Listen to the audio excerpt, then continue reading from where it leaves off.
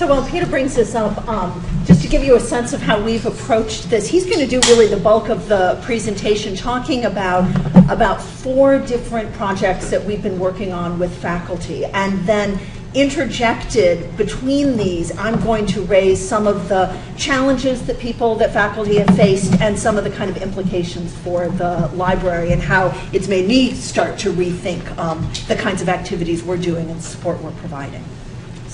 Thanks very much, Elisabeth, and thanks all for the opportunity to come here and speak with you today. I'm really happy to be presenting alongside Elisabeth Long, because although I describe the work that I do as digital humanities, I think that there's an increasing realization in the field that no serious and long-term digital humanities work can be done at research universities without the long-term expertise of people in the library. So it's wonderful that Chicago has an AUL for digital services, and Elisabeth and I are already working together pretty closely, and I anticipate doing even more of that as we try to meet the needs of, in my case, humanities faculty.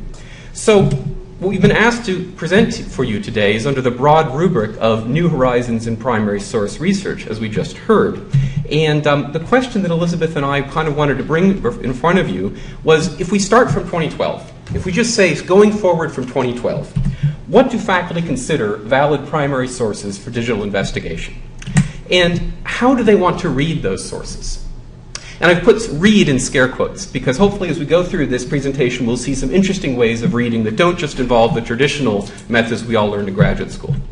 But once we know this, once we know what the sources are and how we want to read them, then hopefully we'll start to be able to identify how libraries can build collections of these new types of sources and how libraries can help support new forms of this kind of reading. So let's begin with our theme here. I can, electronic data, electronic text. One of the things that I think to want to kind of propose here is that everything is a text, right? So, but let's take the most simple example of an electronic text, which is a literal text. We all have experience in this room working with electronic texts. We know about how to scan books, how to work with repositories. We know that going forward, the HathiTrust Research Center is going to be an important player in this world. We all know how to work with manuscripts. We know how to mark them up in semantic XML. We know how to put them into corpus query engines. We have a great one at Chicago called Philologic, which comes from the Artful Project. But the real important question is, let's assume that's a solved problem. Let's assume we have HathiTrust for our books. Let's assume all of our manuscripts are in Philologic. One of the things I want to point out as we move through this presentation today is a possible motion away from a kind of scholar-generated query as being the only thing we do with data, and towards data itself being responsible for the generation of its pattern. And that's not to say that we will move completely away from humanists knowing what to look for in a text, but merely an argument that in a big data world, you won't always know what you're looking for until it emerges from the data itself. So we use this phrase, let the data organize itself. This is what astrophysicists do when they have a radio telescope, which is giving them way too much data to look at, and the question is, how do you separate signal from noise? There are a lot of techniques that come outside the humanities from fields such as information retrieval, computer science, mathematics, statistics. You've heard of things like topic modeling, latent Dirichlet allocation, latent semantic analysis. If you haven't heard of these things, you will in the future. That's the only way to make sense of 20 million books. But the thing I'm going to talk about today actually is a little lower on the mathematical scale, and it just has to do with sequence alignment. And has anybody ever heard of sequence alignment? Raise your hand if you heard of sequence alignment. Okay. Most geneticists, most biological scientists know about sequence alignment because it's a way of finding patterns in the human genome. We're going to talk about it today not in the domain of biology, but in the domain of literature. Your professors are all already using sequence alignment, even if they don't know it. They're using sequence alignment every time that they use one of their undergraduates submit their papers through websites like turnitin.com or checkforplagiarism.net. And even if your campus doesn't use a plagiarism detector, if you use Blackboard, there's a module in Blackboard which can optionally check undergraduate work for regions of similarity with Wikipedia or other corpora of essays which people have turned in before. The underlying math here is trying to find patterns of textual reuse, areas of textual reuse. But plagiarism is maybe the least interesting thing that we can do with sequence alignment. At a meta level, what sequence alignment is about is finding things that overlap, right? Alignments of sequences, whether it's genomes or words. One of the things we can discover with sequence alignment, which is pretty banal, if you put it through 15 million books, you'll find set phrases that occur over and over. Now, these aren't, this isn't plagiarism, this isn't citation, this is just the way people talk. So you get a lot of examples of once upon a time, right? You can also find things like references from outside the corpus, right? So if you analyze 18th or 19th century literature, you find a lot of quotes from the Bible, right? Again, not plagiarism, it's just a common reference point. And one of the things this brings up is you have to think carefully about your corpus when you're running these types of algorithms. Did you think that 2nd century Hebrew would be relevant to 19th century American literature? Well, it is if there are a lot of Bible quotes, right? And finally, the point I want to make on this is that not everything is pure plagiarism or unfootnoted citation. There's this notion, of Thomas Mann has of kind of higher cribbing, right? People have identified this book called Lolita from like the 20s. And its broad outline is similar to what Nabokov wrote. It's not, he was inspired by it, right? So the notion here is that good artists copy all the time.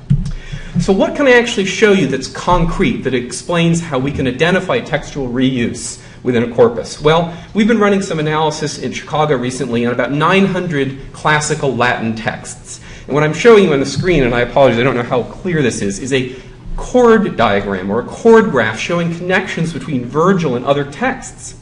And this is probably too hard to read on the screen, but what you're seeing is one text has a lot of connections with other text, right? So this would suggest, if you're a classicist, that Virgil is kind of an important person and people seem to kind of refer to him a lot, right? Now, in order to make this a little easier to understand, I can show you an example in English, which is based on a bunch of speeches that are given to incoming University of Chicago undergraduates every year. We call this the Aims of Education, and it was a famous Alfred North Whitehead essay from 100 years ago. But if we go through and we find maybe Hannah Gray, you remember her, we can find speech that she gave, and we can find patterns of overlap. I'm going to find one with Alfred North Whitehead.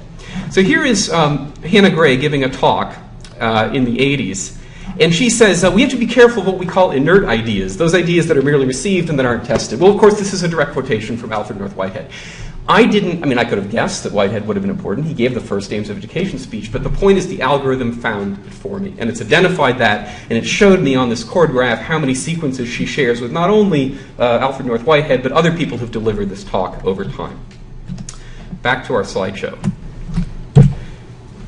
Okay, so what are the challenges that faculty have faced? In the case of the work that's being done right now on classical Latin, we have a really nice corpus that already exists. It's a wonderful world to work in if you're Latin, Greek, some of these areas where this has already been built, and it goes way back to the 80s, even starting some of this.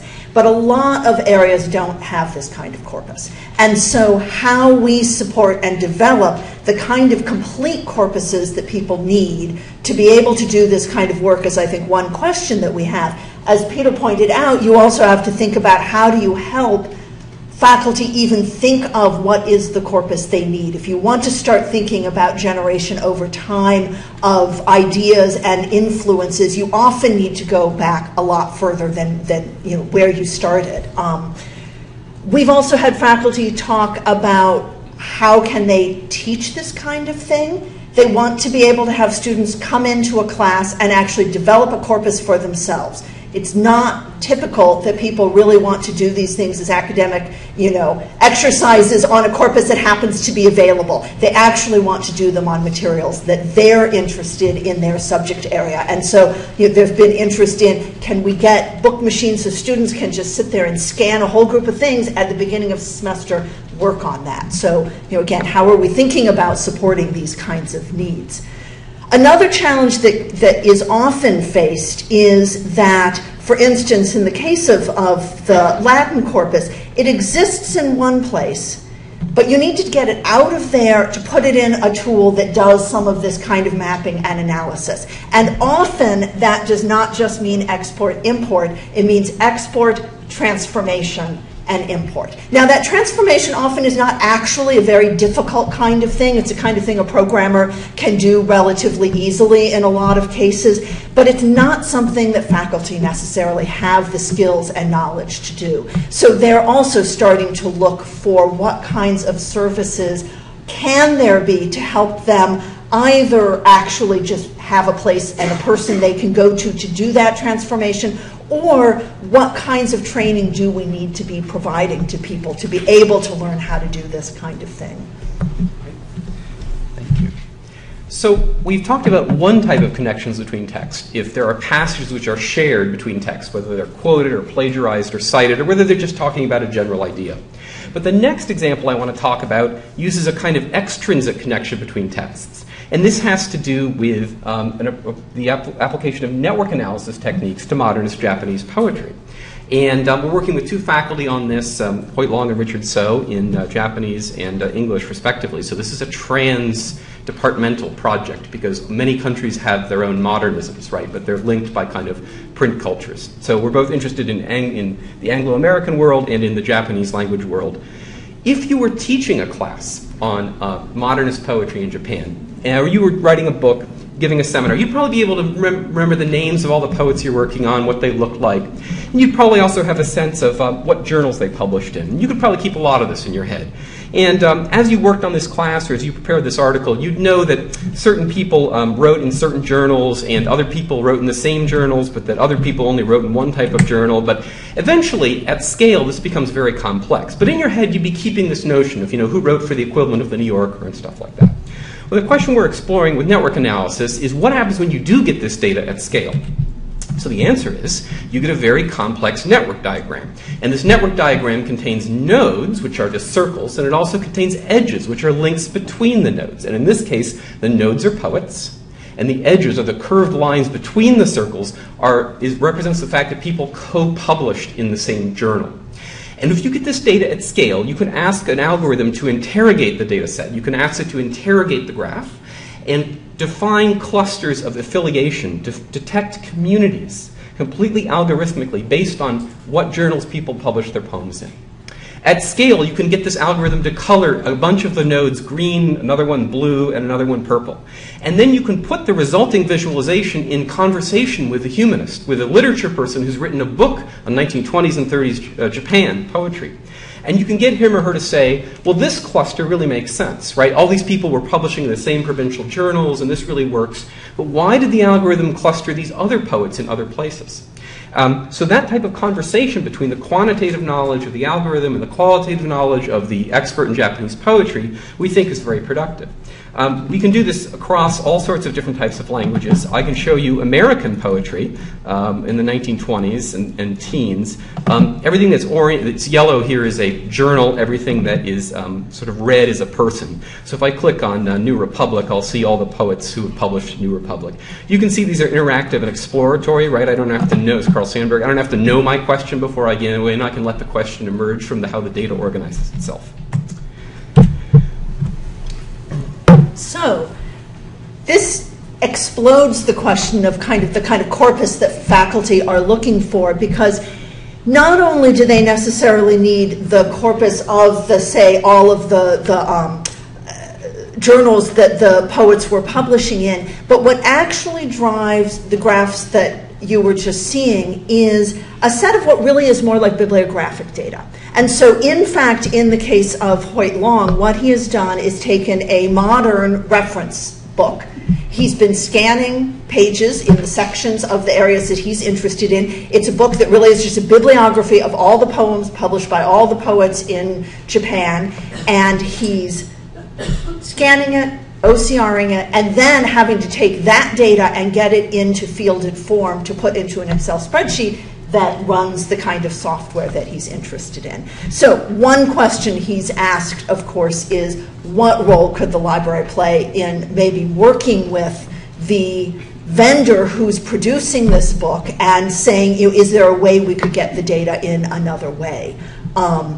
I don't know if any of you have heard of the announcement a couple days ago of Elsevier having worked with the University of British Columbia to provide data mining access to their entire database for the faculty there for research purposes. This, I think, is the kind of thing we need to start looking at, is people are not wanting the data only in the traditional way we've read it, where you have an article that you pull up and read. They want to be able to get at this data in other ways. They want to be able to get at and manipulate the metadata about articles as well. I could imagine also, an entire dump of our catalogs as being the kind of data that you could pull into this to again start looking at some of these connections between where people published and you know, you probably want to take a subset of that data, but how do we help support people get things in the way that they're wanting it?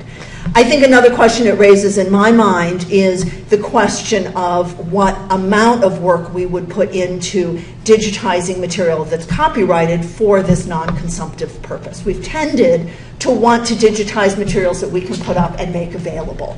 And yet faculty, as you know, not surprisingly, want to work in the areas that they work in, and that crosses boundaries of you know, 1923 time areas. And so I think that question of what role we have providing this kind of work and putting efforts into doing this kind of work that we can't share, and thinking about how we also start developing the kinds of services that would allow us not to have to, you can imagine faculty may and often are recreating some of this kind of work because they make their own little databases and then that never is able to be reused.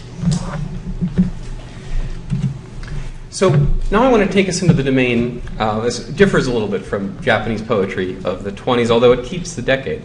And that is to talk about a project, a very experimental thing we're doing with a Jazz Age magazine in Chicago that was discovered in a wonderful way by a beloved professor of history at the University of Chicago, Neil Harris, who was walking through our research library, the Regenstein, and discovered this set of bound volumes on the shelf. He just pulled one off and discovered this amazing sort of forgotten Jazz Age competitor to the New Yorker. And I've put up one of the covers to the right on the slide there. It's this amazing thing that sort of died out after a decade or two, but was at a kind of one moment was a kind of, you know, envisioned itself as a Chicago equivalent to the New Yorker. It really kind of captured the color and the sort of the sights and the sounds of the city in a way which we really didn't think we had this kind of documentary evidence of before. So it's rescued from obscurity, and the best qualitative work on the Chicagoan that ever could be done was already been done a couple years ago by Neil Harris, a beautiful monograph with reproductions of many of his covers.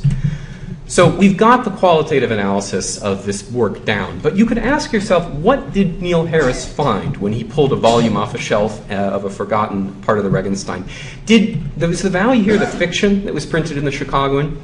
Maybe the value is the political commentary, if you're a historian, about what people thought about race relations in Chicago in the 1930s. Maybe the value is the cartoon, if you're a visualist. You're interested in how did cartoons in the Chicagoan compare with cartoons in the New Yorker.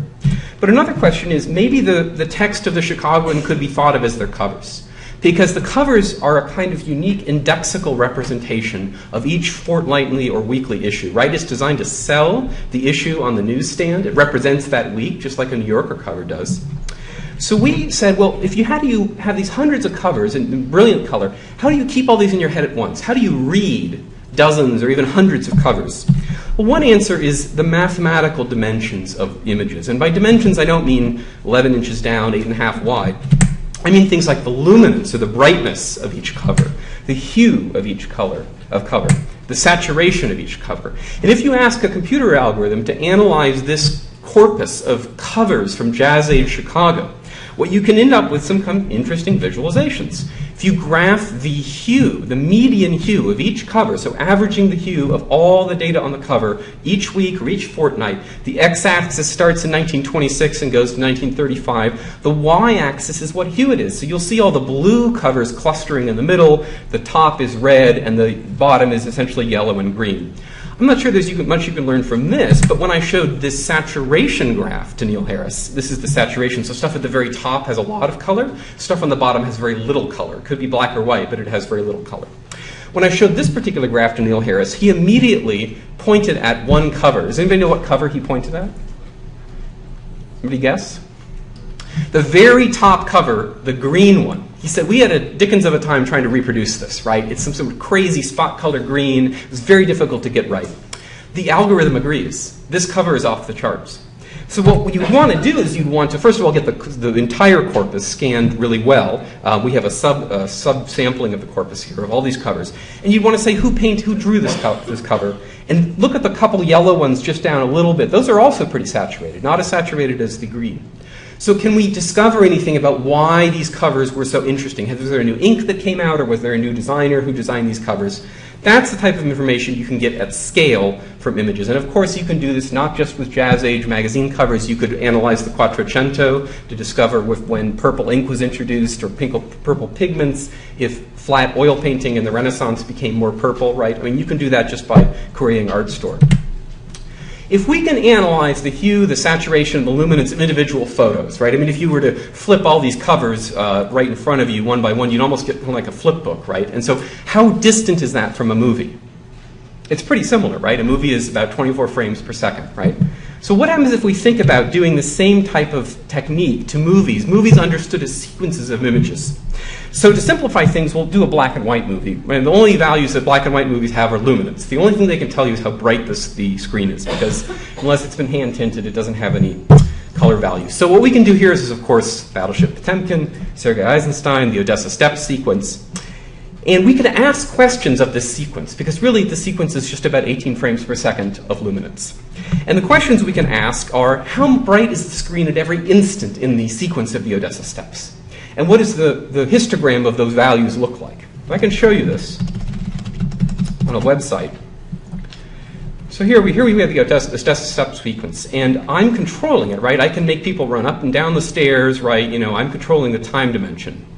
And what you're seeing me move my mouse over is a kind of, I don't know, you call it an EKG, or kind of like a Richter scale visualization of how bright or how dark the images are at every single frame. Now, one of the things you'll discover is there are certain points in the timeline when the screen goes really dark. Does anybody guess what those are?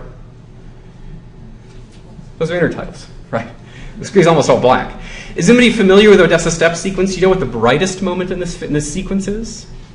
It's a famous point where a woman opens a white umbrella, and the white umbrella completely takes over the screen, right? Now, if you were watching this film in Russia, 80 or 90 years ago, it would be brighter than 100% because the projector would be shooting off the silver on the screen right into your eyeball, right? So this is 100%.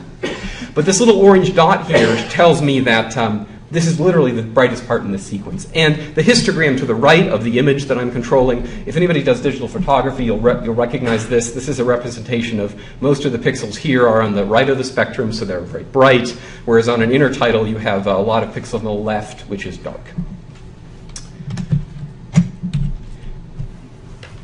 Just before Elisabeth takes over and talks about the questions here, just to put this in context, what happens if you take the luminance and you put it in conversation with algorithmic shot detection? If you can tell when Eisenstein cut, right? It's a solved problem. Like iMovie will tell when you cut a scene, right? So you put that in conversation with algorithmic shot detection, and you can do facial recognition to tell when there's one zoomed face on a screen in an Eisenstein film. Now, that may seem kind of overkill for a 2-minute sequence, but what happens if you took Eisenstein's entire production and you put it into a supercomputer that could do this all at once? You could do all film produced in Russia in a decade, and you could essentially mine the correlations between bright scenes, cut scenes, intertitles, faces, even whether a scene is in focus or not. What you'd have there is essentially a data mining project that tries to answer the questions of how these variables are independent or dependent on another. Which then raises the question, really, of starting to think of elements like color, hue, saturation as content in and of themselves, which makes us have to think about our collections in new and different ways. What kinds of things make up a sensical collection when you suddenly have new ways of thinking about it beyond simply the elements that might, be the subject matter of what's in those materials?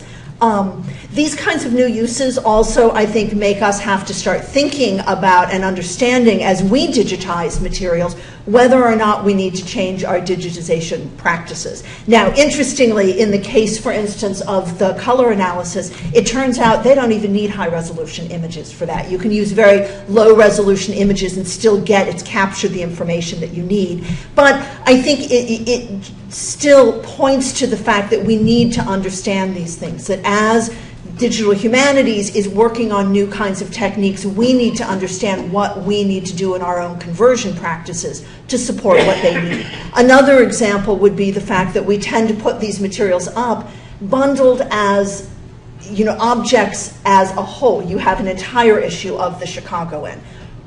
If what's wanted is every individual issue of the cover of the Chicagoan, and if you then want to map that across time and Peter showed kind of doing it just across the spectrum of years that it was published, but you could also imagine wanting to say, let's be able to group everything from the spring issues or the fall issues, or you could think of various ways you could pull that together. You need to be able to get that image, and you need to be able to get all of that metadata with it. We need to be bundling these in ways that people can get all the elements they need to put into some of these kinds of tools. The last thing I'll mention is, I think, what we see in looking at what Peter described with the colorimetrics and the cinemetrics shows how some of these tools with digital humanities go across disciplines. The two faculty members in this case are from very, very different disciplines. Something we didn't have time to get into is the fact that the work that Professor Dick is doing on the classical corpus sequence alignment, that same technology and approach to doing analysis is now being looked at for music, and doing the same thing. We have a new music faculty very interested in the issue of influence and kind of relationships of music over time. And so what we're finding is we have faculty who need to be brought together to learn and understand these tools and think about, well, how could I apply that to my collection?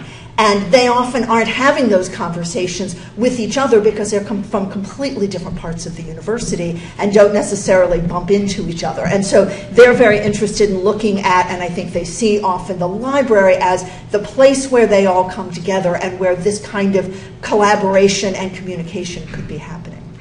So, thank you.